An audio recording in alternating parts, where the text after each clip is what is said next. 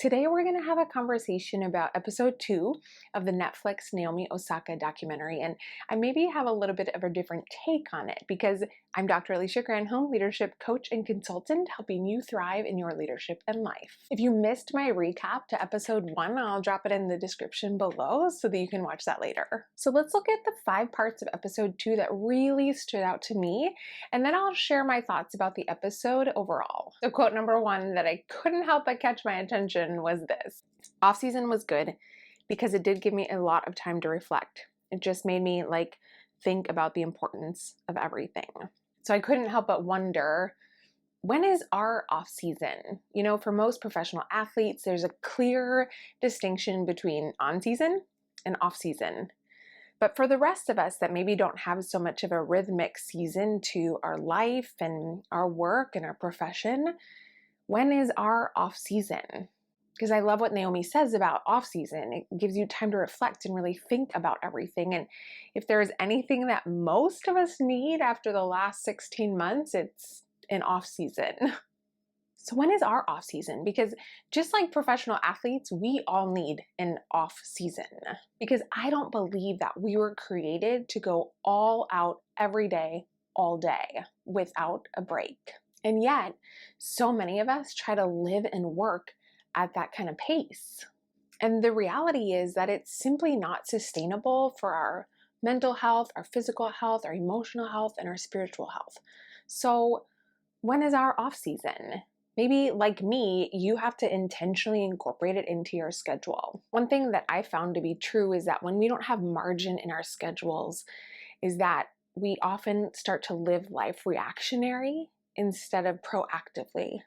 So often we find ourselves reacting to everything that's coming at us instead of being proactive about how we're living and how we're leading and how we're working. But when we have margin in our weeks and in our years and we have space to breathe, we have white space on our calendar, then we can become much more proactive and intentional about how we're living and how we're leading. So while our off season might not be set in our calendars by the schedule of tournaments and training, then we might just need to intentionally incorporate it into our schedules so that we have time off throughout the year and even throughout our weeks, so that we really do have time to be refreshed and time to rest and space to really think about everything. And then the second quote that really stood out to me was from Trainer Abdul. He says, "Life is always going to present you with challenges, and it's truly up to you to meet those challenges with strength and with wisdom. You will make false steps, but that doesn't mean that you'll be defined by them." Okay, now those are words of wisdom right there, right?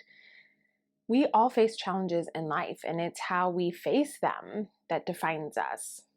The challenges in and of themselves, or even our false steps in and of themselves, can define us if we let them. And I love what he says about how it's up to us, about how we meet those challenges with strength and with wisdom. Because if we meet those challenges and those false steps with wisdom, and even especially grace for ourselves, because hey, everyone messes up, right?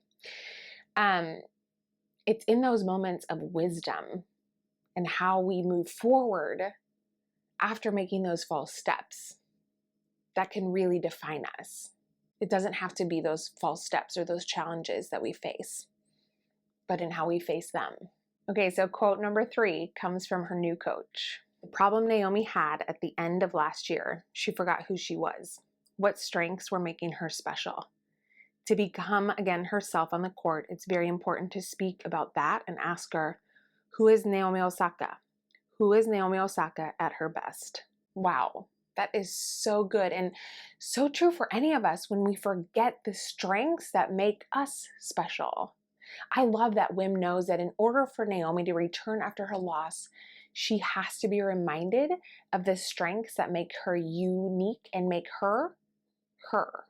And so do the rest of us. So who are you when you're at your best? If you feel comfortable, please drop it in the comments below, because I would love to know what strengths make you unique and make you special. Okay, so the 4th part totally made me laugh because it's when she loses a toenail.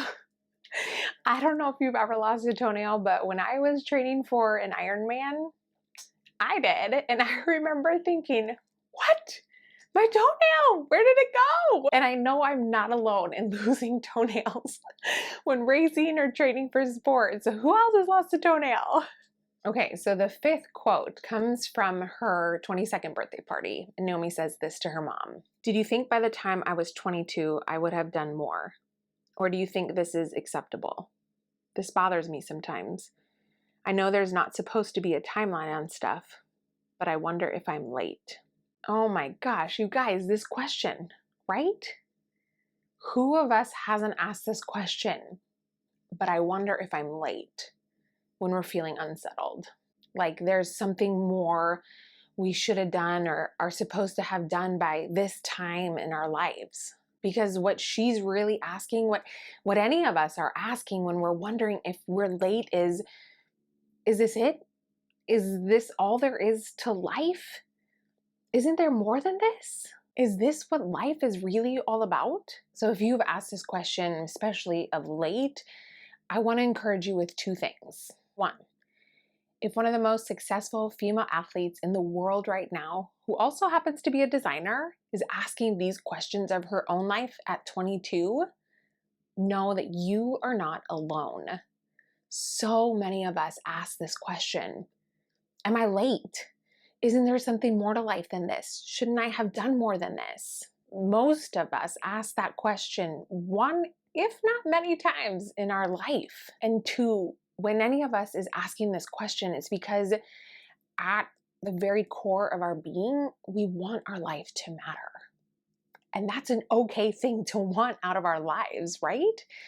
To know that what we do, who we are in our life matters.